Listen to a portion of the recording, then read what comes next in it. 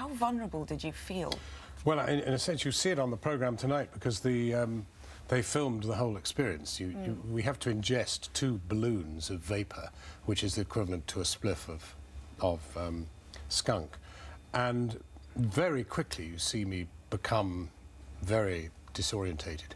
I mean, what it felt like to me was that my soul had in some way been wrenched from my body. There was nobody in my world. I felt in a very, very dark place. Couldn't even conjure an image of my wife, for example. I mean, an extraordinary, a very dark place. Now, it has to be said that not all the guinea pigs experienced this, although others did.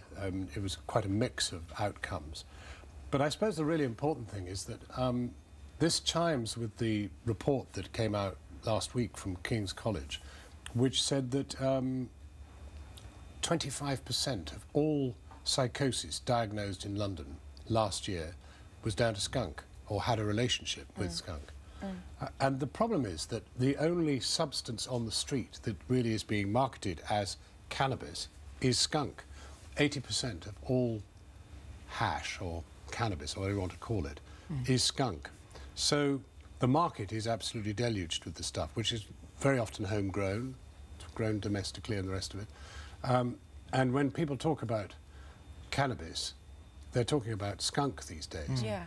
Something very strong. You likened the two, skunk versus hash, together. I mean, it's a chemical difference, a chemical thing. THC, which is tetrahydrocannabidiol in cannabis, is what makes people feel stoned. Less potent varieties of cannabis, like hash, THC is about 5% of the plant.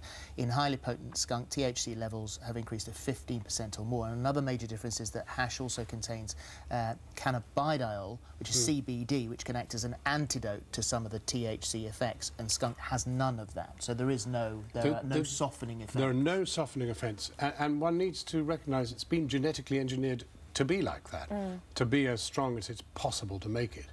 And I think what one really has to say is that if anybody has a kind of psychological weakness of any description or a mental condition, it can easily trigger it or exacerbate it.